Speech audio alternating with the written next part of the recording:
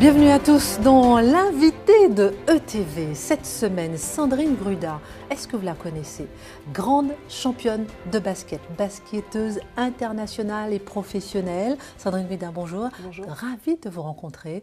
On se connaît depuis longtemps. Et ce qui est particulier chez vous, c'est que vous êtes l'une des meilleures sur le terrain, les meilleures femmes basketteuses, même au niveau international. C'est le président de la Fédération française de basket qui le dit. Une rapidité sur le terrain que personne d'autre a, qu'on a rarement vu, en tout cas sur le terrain. Merci d'être avec nous. Comment vous avez plongé dans le basket? À quel âge? Comment vous avez commencé? Alors j'ai un parcours quand même qui est assez atypique parce que mon père a été donc joueur professionnel de basket et lorsque moi je suis arrivée donc au monde, il était donc entraîneur. Et de ce fait, moi tout de suite, pendant l'enfance, j'ai tout de suite été sur le terrain avec lui et donc j'ai touché à la balle orange très très tôt. Un peu comme Tony Parker et son père. Exactement, exactement. C'est vrai qu'on est nombreux à avoir des parents qui ont été anciens basketteurs professionnels. Tony Parker, il m'avait dit qu'il se rappelle d'avoir touché le ballon de basket à 2 ans. Et vous? J'ai envie de dire plus 4-5 ans. C'est plutôt l'âge normal. Hein? Oui, voilà, c'est ça. Et petit à petit, donc vous êtes mis au basket, ça vous a plu vraiment? À partir de quel âge vous êtes dit, ça je vais en faire mon métier? 13 ans. 13 ans. 13 ans. Oui, on voit que c'est décisif. Oui. Qu'est-ce que vous a décidé? Alors déjà, c'est vrai que, comme je disais, j'ai touché au ballon à l'âge de 4-5 ans. Après, j'ai intégré un club à l'âge de 6-7 ans. Vous étiez où à ce moment-là? Donc j'étais en Martinique, j'étais à Saint-Joseph. Il faut dire que Saint-Joseph est une toute petite ville où il n'y a pas forcément beaucoup de distractions, donc d'activités en dehors donc, de la scolarité habituelle qu'on pourrait faire. Oui. Et de ce fait, j'ai effectivement privilégié donc, le sport comme distraction principale. Et mieux ça qu'autre chose. Exactement, exactement, c'est vrai. En plus, lorsqu'on se découvre des qualités dans cette discipline, c'est extraordinaire. Tout à fait, tout à fait. C'est vrai que donc du coup tout de suite, effectivement, les entraîneurs m'ont dit que j'étais assez douée, donc j'ai continué par passion, par amour, vraiment. Et puis à l'âge de 12 ans, j'ai intégré le Pôle Espoir, donc c'est une formation qui permet donc d'allier les études et le sport. C'était toujours en Martinique? C'était toujours en Martinique. Parce que j'ai envie de comprendre comment est-ce qu'on arrive championne au niveau international quand même. Exactement. Il faut être détecté assez jeune, effectivement. Donc avoir un talent qui éclate au grand jour pour intégrer justement un pôle espoir et ensuite se faire repérer par la métropole. Qu'est-ce qui font vos qualités sur le terrain? Alors ce qui fait mes qualités, déjà, c'est mon mental. Oui. Mon mental qui me permet justement de travailler d'arrache-pied. Je suis quelqu'un, je suis vraiment connue pour ça, je suis la personne qui ouvre et qui ferme les gymnases.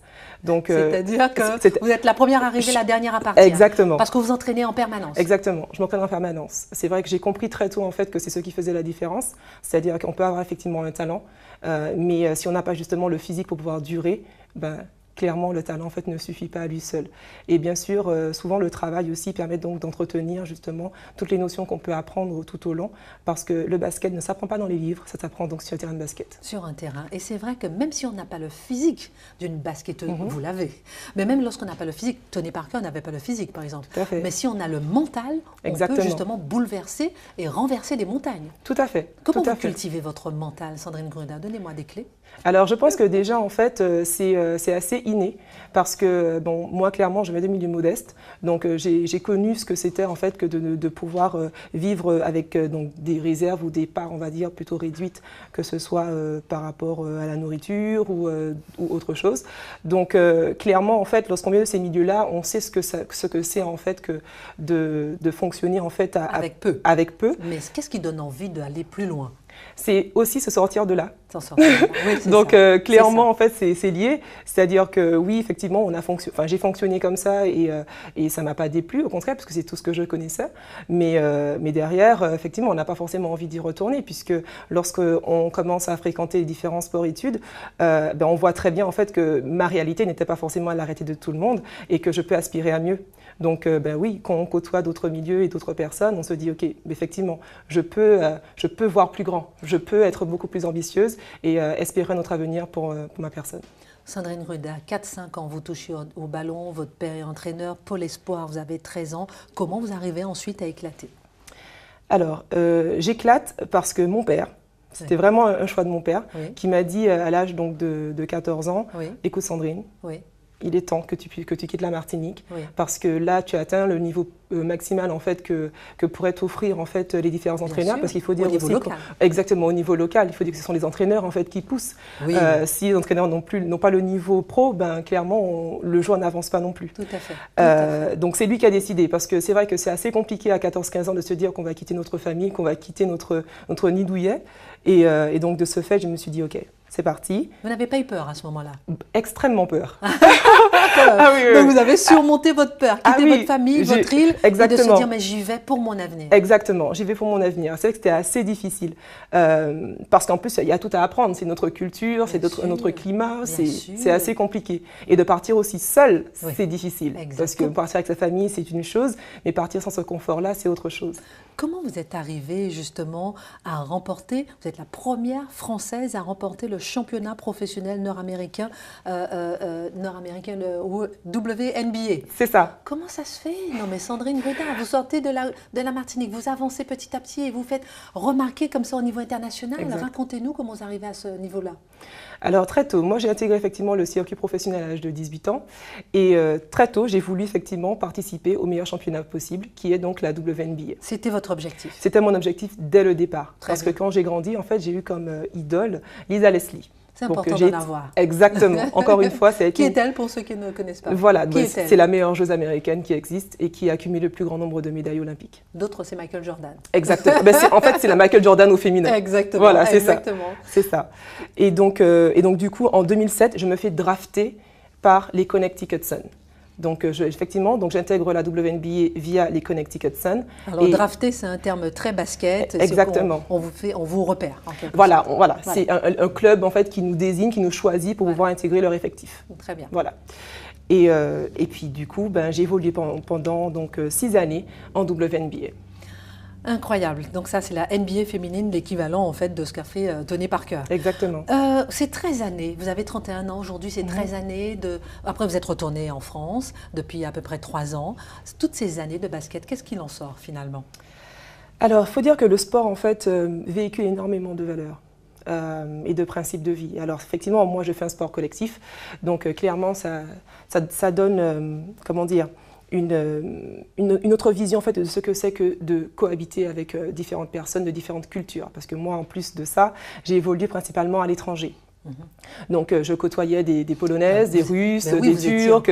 En Russie, à une époque, mais comment est-ce que vous passiez vos journées, vos nuits, pendant des années d'ailleurs, vous étiez en Russie, à parler la petite antillaise qui... justement, exactement. Mais il fallait quand même être en Russie pour pouvoir être avec les meilleurs, c'est là qu'elles étaient. C'est ça en fait. Si on aspire à... Le basket féminin, pardonnez-moi, n'était pas si développé encore en France. En France, tout à fait. Donc c'est vrai qu'à mon époque, ça l'était pas, et aujourd'hui c'est un peu différent parce que le niveau en fait global de l'industrie du basket féminin a un petit peu diminué. Mais donc de ce fait, moi je suis partie assez jeune et parce que je voulais effectivement côtoyer les meilleurs de ce que le basket offrait. Et il fallait aller jusqu'en Russie, dans une petite ville qui s'appelle Ekaterinbourg, se trouve à 2 heures de Moscou, un coin perdu, personne ne connaît cet endroit, mais c'était là où il y avait la crème de la crème du basket féminin. On dit souvent « adapt or die », adapte-toi ou bien meurs. Exactement. Et vous avez choisi de vous adapter. Après, donc ici, en France, vous êtes retourné en France pour jouer à Lasvel. Lasvel, c'est à Lyon. Exactement. Comment ça s'est passé? Très très bien. J'étais très contente parce que j'ai quitté en fait la France en 2007. Lasvel, on rappelle que c'est quand même Tony Parker qui a racheté Exactement, exactement. Le président c'est Tony Parker. Oui. Et donc il n'était pas forcément prévu que je joue à Lasvel parce qu'en plus j'y ai joué pour comment dire, aider cette équipe qui avait donc subi de grosses blessures. C'est bien d'amener ses compétences, de ramener ses compétences au pays. Exactement. Et c'est ça. Et donc du coup, moi, quand Tony Parker m'a appelé pour lui venir en aide, j'ai dit tout de suite oui. Et ça a été vraiment une très belle expérience parce que non seulement c'était pas prévu, mais en plus j'ai évolué avec des filles que je connaissais depuis un petit moment et j'ai réussi justement à donner une vraie direction à ce club avant de m'en aller. Donc c'était magnifique de pouvoir aussi côtoyer le public français de plus près. Oui. Parce que du coup, comme je disais, j'évolue à l'étranger. Le seul moment où je les côtoyais, c'était pendant l'équipe de France, qui sont quand même des périodes assez courtes pendant l'été. Donc moi, de renouer avec mon public a été aussi exceptionnel. En tout cas, vous êtes très connu au niveau international et très, très respecté, je tiens quand même à le rappeler. Vous avez 31 ans. En général, la reconversion des championnats championne comme vous, c'est 33 ans. Donc là, est-ce que vous sentez déjà une pression de la reconversion, cette pression de la reconversion qui tétanise souvent les grands sportifs comme vous? Tout à fait, tout à fait. C'est vrai qu'arrivé à un certain âge, on y pense énormément. Il y a beaucoup de personnes en fait qui ne savent pas trop ce qu'ils veulent faire et qui n'osent même pas en fait se lancer dans une direction parce que ils se disent mais qu'est-ce qui pourrait vraiment me plaire puisque je vis vraiment de ma passion et je n'aime pas grand chose d'autre. Donc c'est assez compliqué parce que voilà, il faut se réintégrer à la société et puis ouvrir ses chakras. Et vous avez décidé de vous lancer dans le journalisme. Comment? Exactement. Donc en fait, moi je cherchais une formation édifiante à tous les niveaux. Donc, et je me suis dit, quoi de mieux que de faire une formation de journaliste. Et c'est comme ça en fait que voilà, j'ai pris mon téléphone, j'ai contacté toute seule, différentes... comme une grande. Exactement, puisque malheureusement il n'y a pas de voie toute faite en fait pour... Mais oui, il n'y a pas quelqu'un en fait qui aide justement les grands sportifs à se reconvertir. Donc c'est vous, avec votre fibre, vos envies, vous avez démarché un peu les écoles et vous avez appelé le CFJ. Exactement. Voilà, donc j'ai contacté la directrice en place, Julie Joly, qui a accepté justement de sortir de ses carcans, parce que je suis donc la première joueuse de haut niveau qu'elle intègre dans son cursus et de ce fait, j'ai été flattée par ça et ça m'a permis en fait de pouvoir suivre cette formation. Donc là, on vous apprend à écrire. On m'apprend à écrire, mais ça a été une adaptation pour elle parce qu'il a fallu qu'elle détache un enseignant pour que lui il puisse me former et en fonction aussi de son calendrier, qu'on puisse faire justement ses cours via Skype. Donc c'est assez différent de ce qu'elle a pu faire d'habitude. En tout cas, c'est adapté à vous et vous êtes adapté aussi. Exact. Et en fait, vous avez parallèlement donc créé un blog, sandrinebruda.fr. Et sur ce blog, vous écrivez très régulièrement. Exactement. Qu'est-ce que vous écrivez ? Donc alors, le blog, c'était une idée en fait qui germait depuis un bon petit moment et qui a été mise en application il y a de ça 2 ans, pour être précise. Pourquoi ? Parce qu'en fait, effectivement, encore une fois, j'ai voulu à l'étranger. C'est assez compliqué en fait de pouvoir communiquer directement avec les personnes qui me suivent. Les réseaux sociaux sont des supports en fait qui ne permettent pas de vraiment adapter. Voilà, détailler un petit peu ce qu'on peut vivre au quotidien. Et donc, de ce fait, je me suis dit, quoi de mieux qu'un blog. C'est vrai que là, tout de suite, on sait qui vous êtes, ce que vous faites, on Exactement. a des photos, on a tout. Exactement. Et là, c'est vous qui écrivez. C'est moi qui écris. C'est moi qui écris surtout. Ça demande de la rigueur. Exactement. Souvent, en fait, on met des masques, on arrondit les angles, en fait, lorsqu'on parle aux gens, parce que voilà, il y a des codes à respecter. Moi aussi, là, non, là... Sans filtre avec moi. Exactement, sans filtre. Et là, sur votre blog... Et donc, sur le blog, en fait, c'est là où je parle vraiment à cœur ouvert. Et c'est très important, parce qu'il faut vraiment délivrer la réalité de ce que je vis. Et du coup, je parle de tout. Donc, je parle effectivement des réussites, des échecs. Je parle de ce qui, des directions que je peux prendre dans ma vie aussi en tant que femme. Et ça, c'est aussi important. Justement, en tant que femme, le sport féminin a souvent été mis de côté. Vous avez réussi à percer à un moment où le sport féminin n'était même pas valorisé. Comment est-ce que vous trouvez cette évolution aujourd'hui du sport féminin de façon générale, surtout dans le basket? Oui, ça s'est vraiment amélioré. Faut dire ce qui est, ça s'est vraiment amélioré. Pourquoi ? Parce qu'entre-temps, on a changé de président de la fédération, c'est un homme en fait qui inclut énormément les femmes dans sa communication. Et ça, c'est très important. Deuxièmement, parce qu'en fait, on a commencé aussi à gagner des titres importants, dont justement celui de vice-championne olympique en 2012.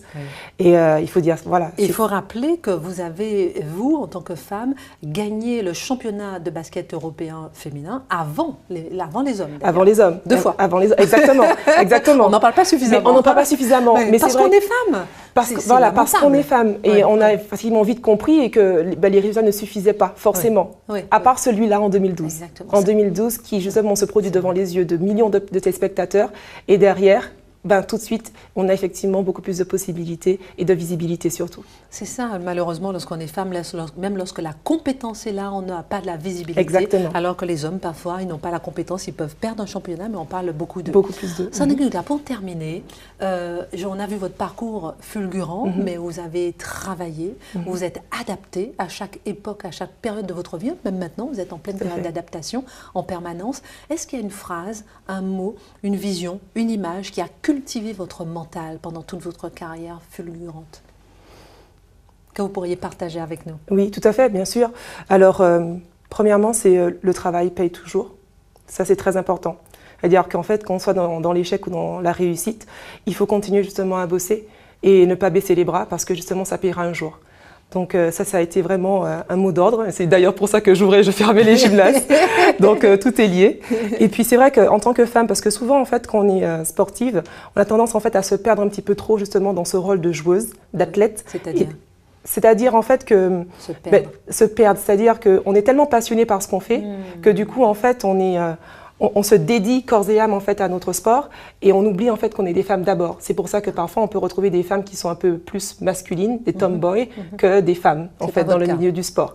Voilà, c'est pas effectivement mon cas et c'est par une prise de conscience en fait que ça a effectivement évolué. Et ça c'est très important aussi, c'est que du coup on est femme d'abord. Ça, il faut le savoir et du coup il faut profiter de la vie aussi. Femme d'abord, le travail paie toujours. Exactement. Merci beaucoup Sandrine Rudin d'avoir partagé votre parcours. Merci. On se retrouve la semaine prochaine sur ETV.